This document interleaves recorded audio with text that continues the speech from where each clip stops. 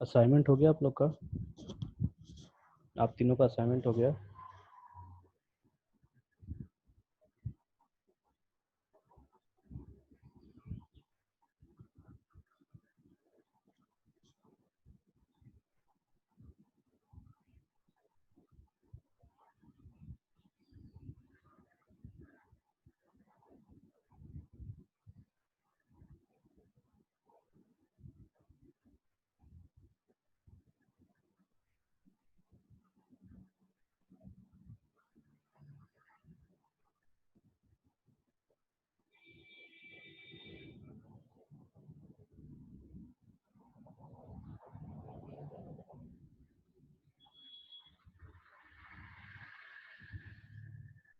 क्या screen visible है ना? स्क्रीन दिख रहा है सबको?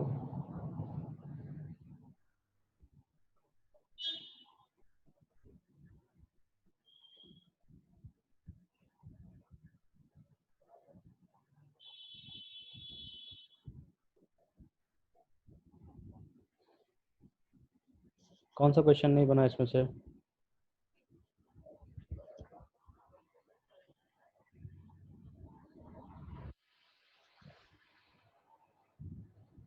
कौन सा क्वेश्चन नहीं बना या किसमें डाउट है? कौन सा क्वेश्चन नहीं समझ में आ रहा?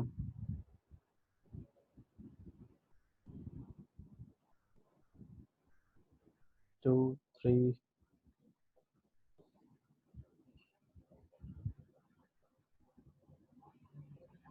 2, 3 और 2 का 3। अच्छा, 2 का ये वेलोसिटी ऑफ।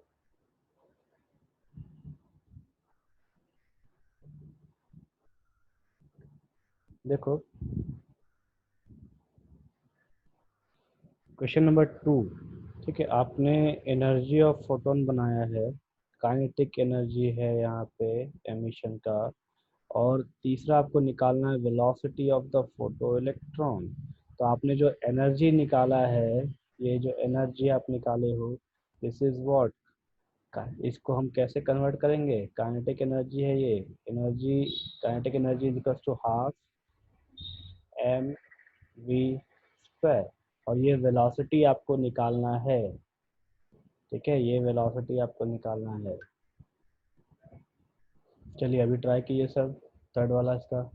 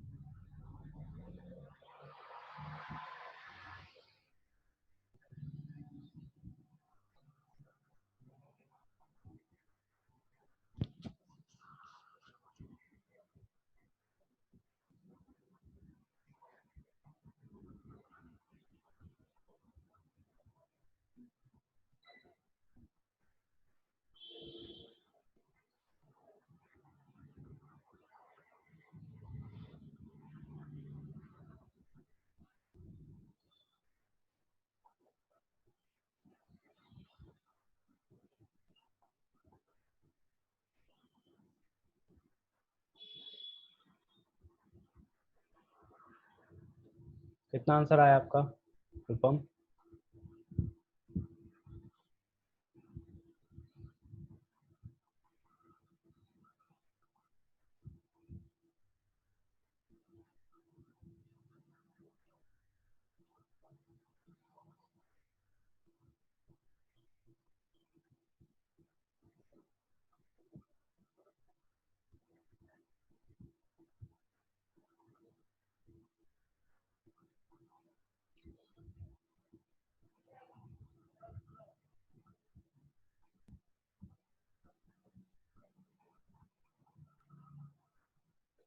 Five into 10⁻−18। बाकी लोगों का कितना आया?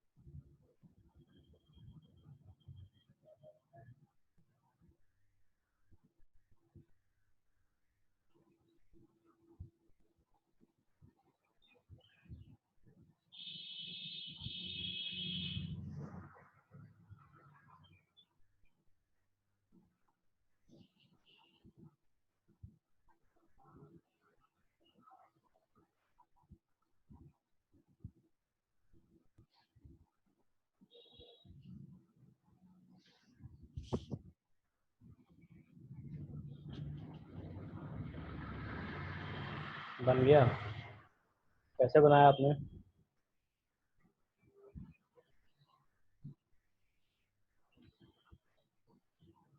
हम्म, ठीक।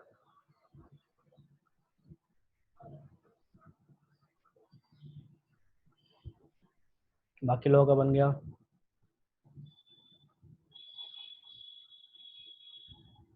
हाँ, काइनेटिक एनर्जी यही तो लेंगे ना हम लोग। ठीक है, काइनेटिक एनर्जी यही लेंगे हम लोग।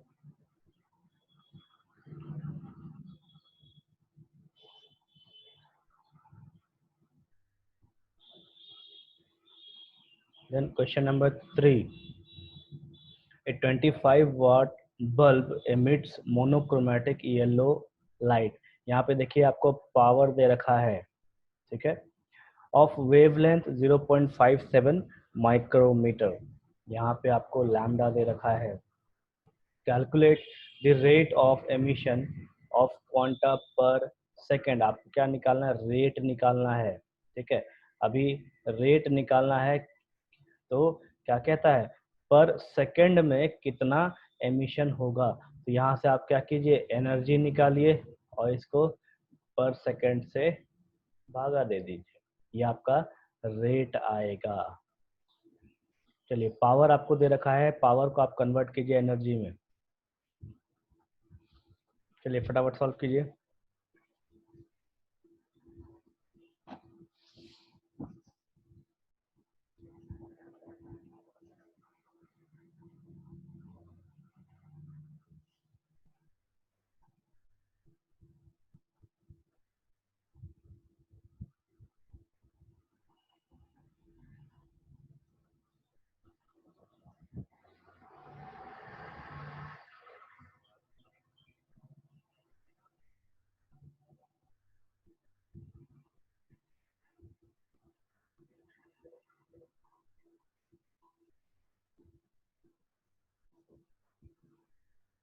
ठीक है, एनर्जी ठीक है आपका।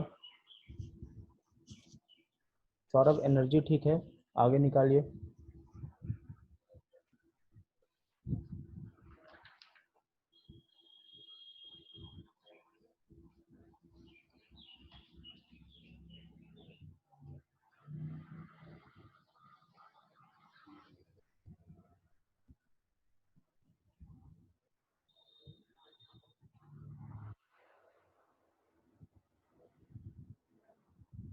1 मिनट, मैंने आपको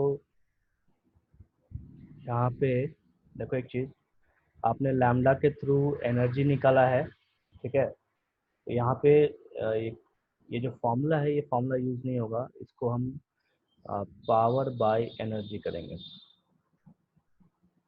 तब जाके आपको रेट ऑफ, या यू कहिए नंबर ऑफ फोटॉन्स करके आएगा। Rate of number of emission of photons,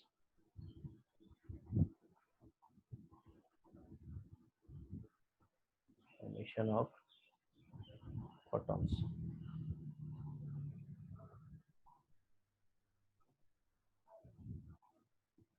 ठीक है, ये यहाँ पे इसको यूज नहीं करेंगे।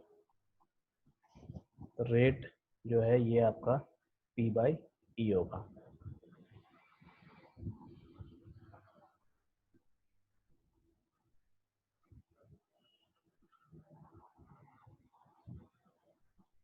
ठीक है, बाकी लोगों का आंसर।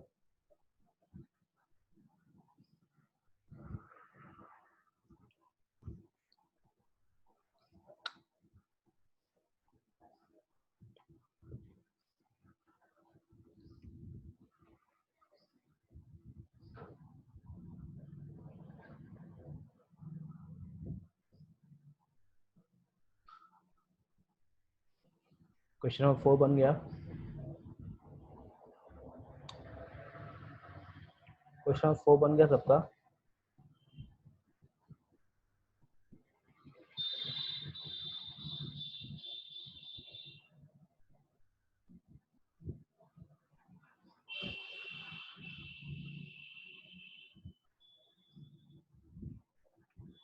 बाकी का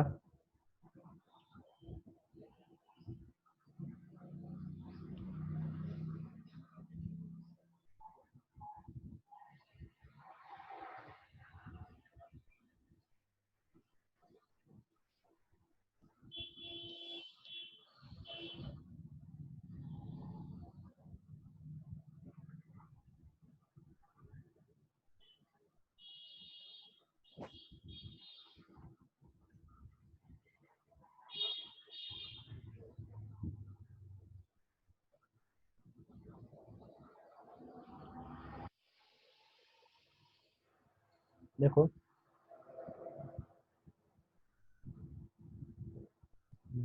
question number 4, electrons are emitted with zero velocity. अब इसको ऐसे समझिए कि आपके पास मेटल सरफेस है, ठीक है। अब यहाँ से फोटोन जो है वो आके इस मेटल सरफेस पे गिर रहा है और यहाँ से इलेक्ट्रॉन निकल रहा है। कहता क्या है, electrons are emitted with zero velocity, मतलब यहाँ पे जो वेलोसिटी है वो आपका जीरो हो जाएगा। अगर वेलोसिटी जीरो है तो काइनेटिक एनर्जी आपका जीरो, ठीक है। अब क्वेश्चन पे आते हैं, electrons are emitted with zero velocity from a metal surface when it is exposed to radiation of wavelength 6800 angstrom. मतलब यहाँ पे जो वेवलेंथ है इस रेडिएशन का, ये है 6800 एंगस्ट्रॉम, ठीक। अब कहता क्या, calculate threshold frequency new not and work function W not of the metal. देखो, आपके पास वेवलेंथ दे रखा है, ठीक है। आपको निकालना कि देखिए, थ्रेशोल्ड फ्रीक्वेंसी का आपको इक्वेशन दिए थे, ठीक है। उस इक्वेशन के थ्रू न्यू नॉट निकालिए और डब्ल्यू नॉट निकालिए। चलिए फटाफट सॉल्व कीजिए। फोटो इलेक्ट्रिक इफेक्ट का जो क्वेश्चन आपको थ्योरी पढ़ाए थे उसमें जो फॉर्मूला है उसको यूज कीजिए।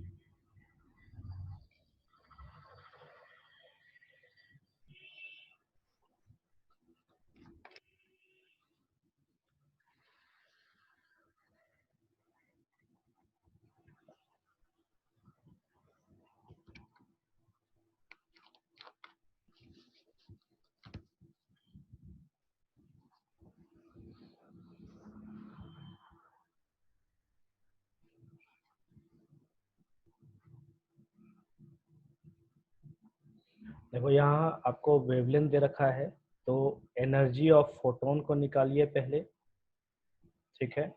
उसके बाद एनर्जी ऑफ फोटोन हमने क्या पढ़ा था, ये बराबर क्या हो जाएगा, kinetic energy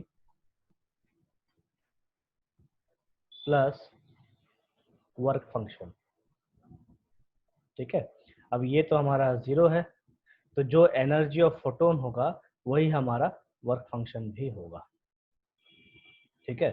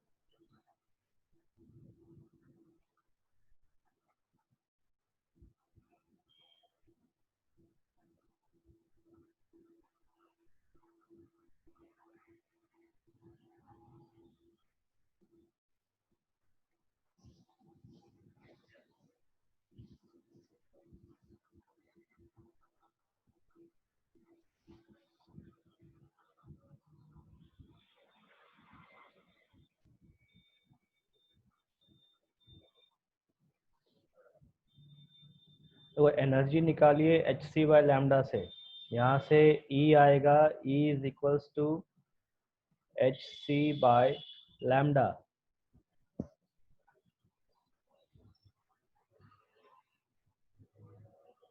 threshold frequency 4.41 10 to the power 14 पर सेकेंड, ठीक है।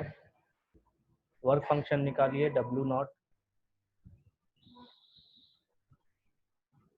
थ्रेशोल्ड फ्रीक्वेंसी का जो फॉर्मूला है क्या हो जाएगा, जो आप फ्रीक्वेंसी का जो आप फॉर्मूला लिखते हैं वही फॉर्मूला थ्रेशोल्ड फ्रीक्वेंसी का भी होगा।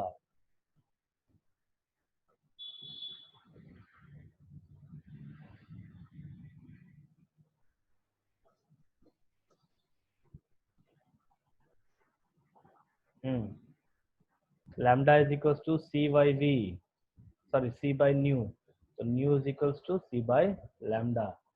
ठीक है, अब देखो हम सी बाय लैम्डा लिखते हैं, लेकिन हमको यहाँ पे क्या लेके चलना है, न्यू नॉट। तो हम न्यू नॉट जब लिखेंगे, न्यू नॉट जब लिखेंगे तो वहाँ पे लिखेंगे सी बाय लैम्डा नॉट। ठीक है, और ये लैम्डा नॉट कितना हो जाएगा, 6800 ही होगा।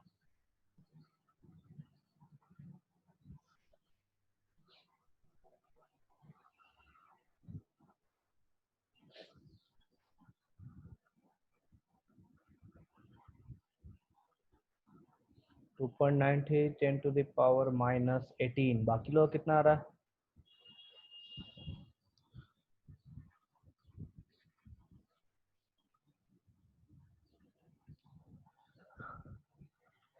वर्क फंक्शन बाकी लोग कितना आ रहा है?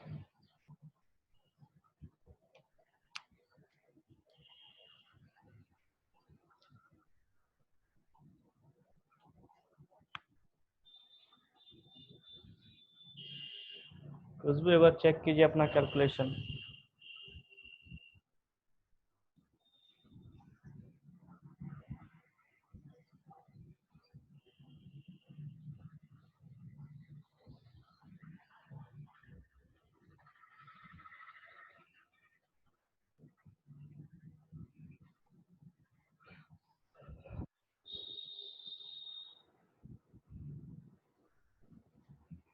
बाकी लोग बन गया, प्रियांशु, विपुल, नंदनी,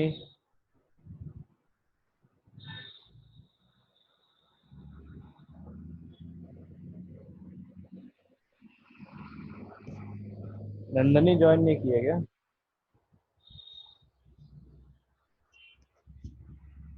कल्पना 10⁻−19 है। 2.93 इंटू 10⁻−19।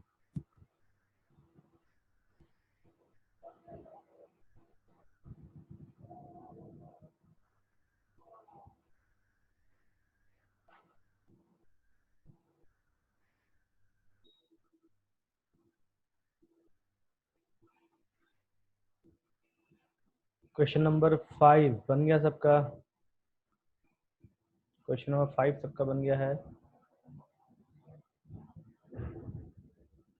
ठीक,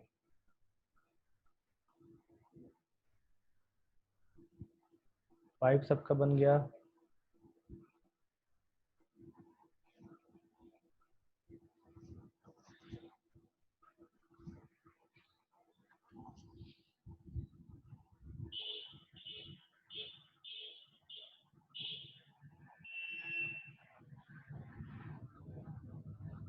अरे क्वेश्चन 5 बना या नहीं, या समझाना है?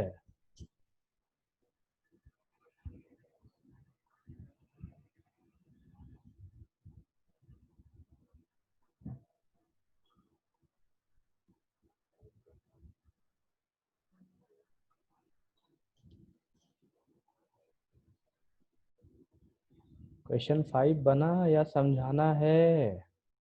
अरे हाँ या ना, कुछ तो लिखिए।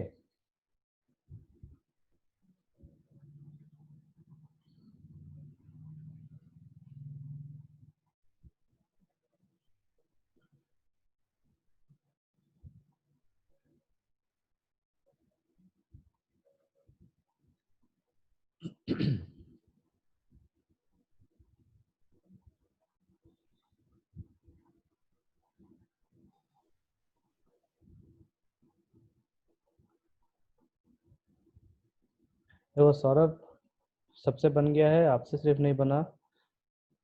इसको आप ढंग से पढ़िए और एक बार फिर ट्राई कीजिए। क्वेश्चन इजी है। How much energy is required to ionize a H atom if the electron occupies n is equal to fifth orbit. पांचवें ऑर्बिट में जब इलेक्ट्रॉन होगा तो वहां पे कितना एनर्जी लगेगा, एनर्जी का फॉर्मूला से बनाना होगा। और उसके बाद क्या करना है, compare your answer with the ionization enthalpy of H atom, energy required to remove the electron from n is equal to 1 orbit.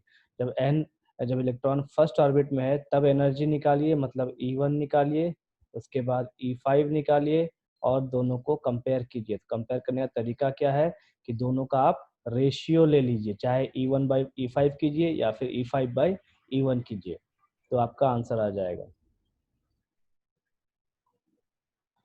Then question number 6, calculate the wave number for the longest wavelength transition in the Balmer series of atomic hydrogen।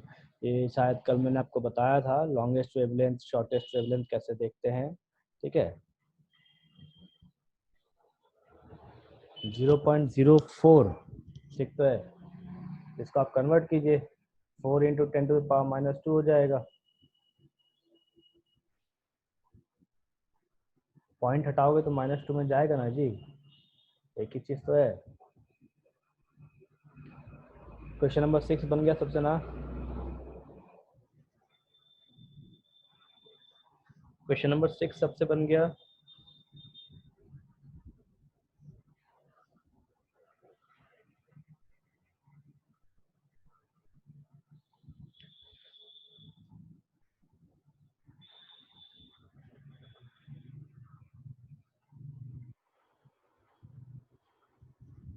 ठीक है, देखो अभी मैं आपको periodic table बताने वाला हूँ, ठीक है, थोड़ा इंट्रोडक्शन दूंगा और इस चैप्टर का एनसीईआरटी का जो पूरा क्वेश्चन है, ठीक है, एनसीईआरटी का जो सोल्यूशन है वो आपको दूंगा, आपको पढ़ना है और मंडे को इस एनसीईआरटी का हम लोग जो भी आपको डाउट हुआ क्वेश्चन का, उस क्वेश्चन को हम लोग देखेंगे, ठीक है।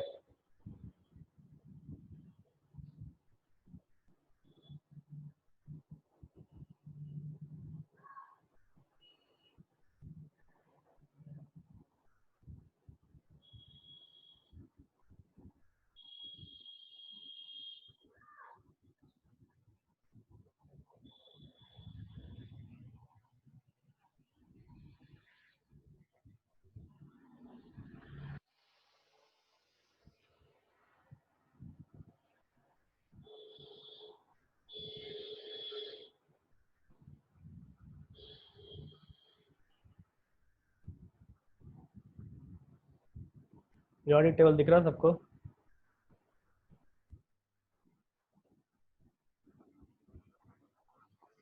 पीरियोडिक टेबल सबको विजिबल है?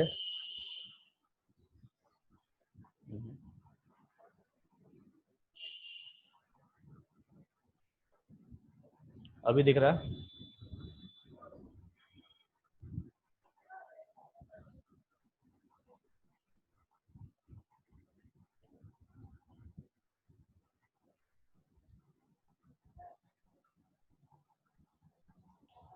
देखिए आपने पहले भी पीरियोडिक टेबल देखा है, ठीक है, बहुत बार देखे होंगे पढ़ते वक्त।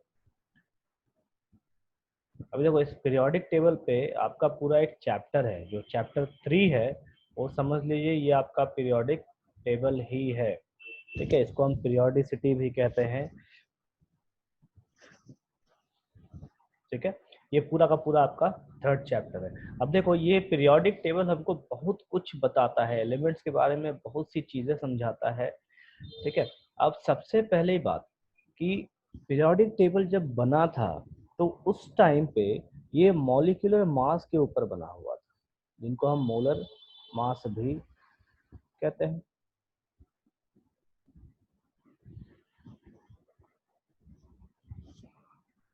ठीक है। तो पहली बार इसको डिजाइन किया गया था मोलर मास के ऊपर। अब देखो यहाँ पे फर्स्ट टाइम जब डिजाइन हुआ ये पीरियोडिक टेबल, तो हाइड्रोजन तो अपनी ही जगह पे यहाँ पे था, ठीक है। देन उस टाइम पे ये जो नोबल गैसेस हैं, ये जो नोबल गैसेस हैं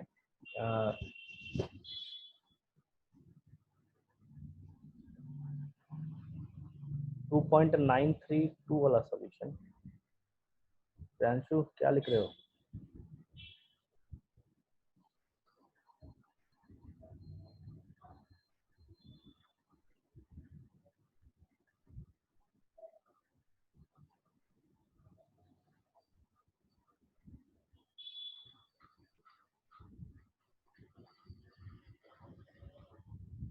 कैलकुलेशन चेक करो, आप हमेशा लॉकडाउन में फंस जाते हैं, ठीक है, कैलकुलेशन चेक कीजिए, छोटा छोटा चीज केमिस्ट्री में कैलकुलेशन बहुत मायने रखता है।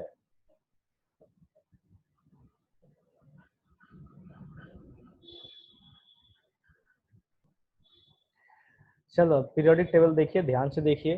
पूरा का पूरा चैप्टर जो है इस पे खत्म हो जाएगा। तो सबसे पहली बात कि periodic table first time molar mass के ऊपर बना था। उस वक्त ये नोबल गैसेस नहीं थे, ठीक है, मतलब ये जो 8वां ग्रुप है ये 8वां ग्रुप हमारा नहीं था, या यूं कहिए कि जो 18th ग्रुप है, मतलब मॉडर्न पीरियोडिक टेबल जो हम पढ़ते हैं अभी उसके हिसाब से ये 18th ग्रुप नहीं था हमारा, ठीक। अब उस टाइम पे मोलर मास था, लेकिन जब हम अभी पढ़ रहे हैं जिसको हम मॉडर्न पीरियोडिक टेबल भी कहते हैं, इसको हम मॉडर्न पीरियोडिक टेबल कहते हैं, ठीक है, शॉर्ट में इसे पीटी लिखा जाता है, ठीक है। तो ये जो अभी बना है ये बना हुआ है एटॉमिक नंबर्स के ऊपर, एटॉमिक नंबर, या यूं कहिए कि ये बना हुआ है इसके number of proton and electron के ऊपर, ठीक है। पहले क्या था, मोलर मास के ऊपर था, अब जो पीरियोडिक टेबल हम पढ़ते हैं वो है नंबर ऑफ प्रोटॉन और इलेक्ट्रॉन के ऊपर। ऐसा इसलिए था क्योंकि जब मोलर मास के ऊपर दिया गया था इसको,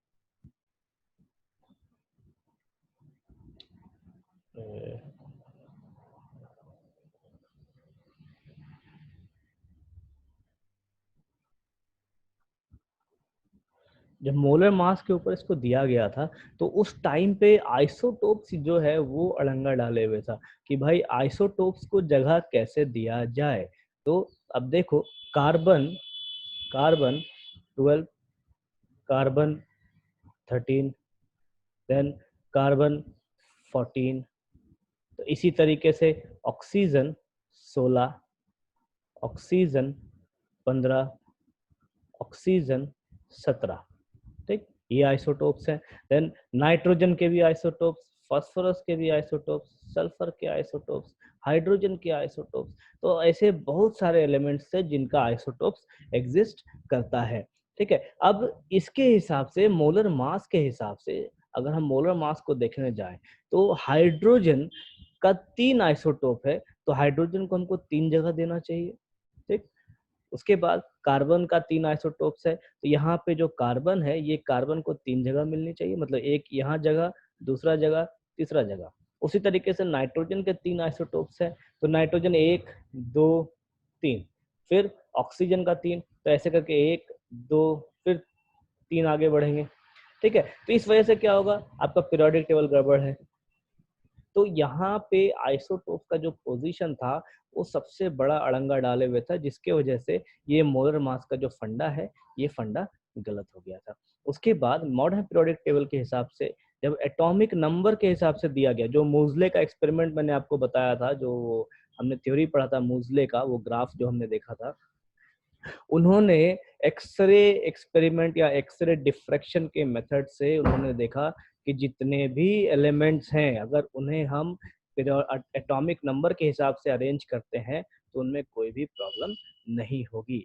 और जो भी प्रॉपर्टीज हम पढ़ते हैं वो प्रॉपर्टीज बेसिकली इलेक्ट्रॉन्स के वजह से ही होती है, इलेक्ट्रॉन्स के वजह से ही होती है। कहने का मतलब है, आप देखो, अगर कोई एक एलिमेंट दूसरे एलिमेंट से कंबाइन हो रहा है, मतलब एक एटम अगर दूसरे एटम से कंबाइन हो रहा है, या एक आयन दूसरे आयन से जुड़ रहा है, या मॉलिक्यूल्स जुड़ रहे हैं आपस में, तो वो इलेक्ट्रॉन्स के ट्रांसफरेंस से ही जुड़ते हैं, इलेक्ट्रॉन्स को देना लेने की वजह से ही जुड़ते हैं। वो ऐसा नहीं है कि वो मॉलिक्यूलर मास की वजह से जुड़ते हैं, ठीक है। हम हमेशा यही पढ़ते आए हैं कि एक इलेक्ट्रॉन, जैसे आप देखो सोडियम है, क्लोरीन है, ये NaCl बना रहा है, तो सोडियम एक इलेक्ट्रॉन देगा तो क्लोरीन एक इलेक्ट्रॉन लेगा। ऐसा नहीं है कि सोडियम अपना मॉलिक्यूलर मास में से 23 मॉलिक्यूलर मास इस क्लोरीन को सप्लाई कर देता है, ठीक है। तो ये जो फंडा है इलेक्ट्रॉन्स का, या यूं कहिए एटॉमिक नंबर का, ये ज्यादा सटीक है इस पीरियोडिक टेबल के लिए, और इसके वजह से हम ये पूरा का पूरा पीरियोडिक टेबल समझ में आता है हम लोगों को।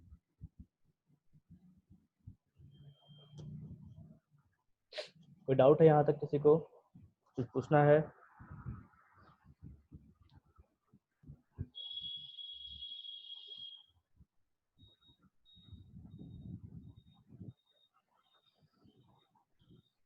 बाकी किसी को?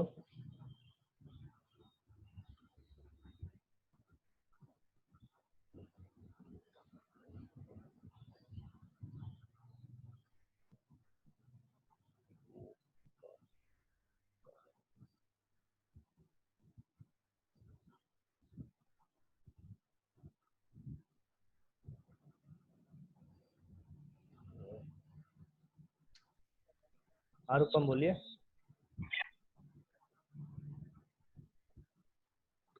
हेलो। हाँ बोलो। तो एटॉमिक नंबर में जब इसको अरेंज किया गया तो ऐसे बाद में प्रॉब्लम नहीं आया? क्या चीज? जब इसको एटॉमिक नंबर से अरेंज किया गया हम्म। तो ऐसे बाद में तो नंबर चेंज हो जाता है, तो उसमें प्रॉब्लम नहीं आया इसको बनाने में? देखो आइसोबार्स में प्रॉब्लम तो नहीं आया, वो इसलिए नहीं आया क्योंकि पीरियोडिक टेबल जो है ये हमको बेसिकली प्रॉपर्टीज बताता है। ठीक है, जब हम अरेंज करते हैं ना एलिमेंट्स का तो हमको प्रॉपर्टीज बताता है, और इसके वजह से एटॉमिक नंबर के वजह से सारे एलिमेंट्स अरेंज हो जाते हैं। लेकिन अगर हम आइसोबार को देखने जाएं या मोलर मास के हिसाब से हम अरेंज करें, चाहे आइसोबार्स के हिसाब से अरेंज करें, तो भी हमको दिक्कत होगा। और उस टाइम जब मोलर मास के ऊपर पीरियोडिक टेबल दिया गया था, तो उस वक्त मेंडलीफ ने क्या किया था, बहुत सी जगह को खाली छोड़ दिया था। जैसे यहाँ पे जो ये नोबल गैस हम पढ़ते हैं, उन्होंने क्या किया था, ये पूरा का पूरा जगह ही खाली छोड़ दिया था। उन्होंने एक यहाँ पे ब्लैंक स्पेस जरूर दिखाया था, वो बोले थे कि यहाँ कुछ तो ना कुछ तो आएगा पक्का, लेकिन क्या आएगा मालूम नहीं। उसके बाद इसी के जैसा उन्होंने यहाँ जर्मेनियम का जगह छोड़ दिया, ठीक है, एल्यूमिनियम का जगह छोड़ दिया, और बहुत सारे एलिमेंट्स को उन्होंने छोड़ दिया था, क्योंकि मोलर मास के हिसाब से बाकी सारे एलिमेंट्स वहाँ उस टाइम फिट नहीं बैठ रहे थे। ठीक है, तो सेम प्रॉब्लम आइसोबार्स की वजह से भी है, क्योंकि हर जगह सेम चीज उठ के आता है। जैसे आइसोबार्स का क्या फंडा है, सेम एटॉमिक मास बस डिफरेंट एटॉमिक नंबर। ठीक है, तो उस टाइम भी हमको दिक्कत होगा, क्योंकि हर एक एलिमेंट्स को आप अरेंज नहीं कर सकते, और आप मोलर मास के थ्रू किसी का प्रॉपर्टी नहीं बता सकते। आपको बताने के लिए इलेक्ट्रॉन्स को ही देखना होगा। तो इलेक्ट्रॉन्स जनरली किसको रिप्रेजेंट करता है, एटॉमिक नंबर को रिप्रेजेंट करता है। ठीक है, तो ये जो मॉडर्न पीरियोडिक टेबल है, ये इसीलिए हम इसको अभी तक पढ़ते आ रहे हैं और आगे भी पढ़ेंगे, क्योंकि ये मॉडर्न पीरियोडिक टेबल के वजह से ही जितने भी एलिमेंट्स पाए जाते हैं पूरे अर्थ में, उसको पढ़ने में आसानी होती है। ठीक है,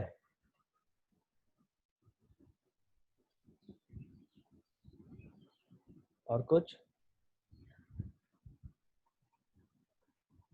रूपम?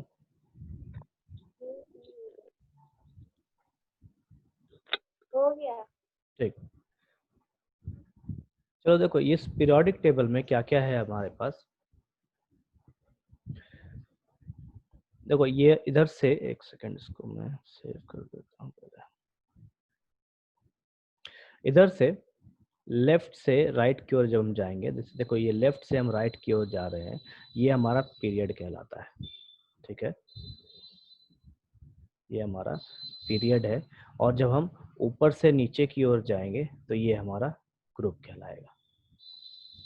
मतलब टोटल ग्रुप्स कितने हो जाएंगे, 1 2, ऐसे करते करते हम कहाँ तक जाएंगे, टोटल 18 तक। ठीक है, तो टोटल ग्रुप्स हमारे पास 18 है। देन पीरियड्स कितने हो गए, first period, second, third, fourth, fifth, sixth, और ये सेवेंथ। ठीक, अब देखो यहाँ पे नीचे में लैंथेनाइट्स और एक्टिनाइट्स है। ये जो एलिमेंट्स हैं इसमें, इन दोनों में, इसको हम एफ ग्रुप में डालते हैं। अब देखिए यहाँ पे जो दो लाइंस है लैंथेनाइट्स और एक्टिनाइट्स का, ये बेसिकली फोर्थ पीरियड और फिफ्थ, सॉरी फोर्थ फिफ्थ नहीं, एक सेकेंड, ये आपका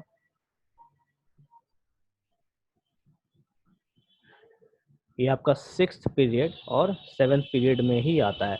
देखिए अब यहाँ पे हम लिखते इसलिए नहीं है क्योंकि ये जो दो लाइंस है, या इनको कहिए दो जो एलिमेंट्स है यहाँ पे, ये इसके ऊपर ऐसा परपेंडिकुलर आके बैठ जाता है। ठीक है, तो परपेंडिकुलर अगर बैठता है तो ये पीरियोडिक टेबल को फोल्ड करने में, उसके बाद पीरियोडिक टेबल को देखने में खराब लगेगा, क्योंकि हम पढ़ नहीं पाएंगे इसको अच्छे तरीके से। आपको पढ़ने के लिए मुंडी इधर उधर टेढ़ा करना पड़ेगा। तो इसको जो यहाँ पे जो एलिमेंट्स आते हैं, उन एलिमेंट्स को यहाँ ना लिख के यहाँ पे लिखा जाता है नीचे में। ठीक है, यहाँ नीचे में लिखते हैं, और इसको हम अलग से लिखते हैं इसलिए भी क्योंकि इसमें एफ जो इलेक्ट्रॉन्स है, लास्ट इलेक्ट्रॉन्स, वो एफ में आता है इस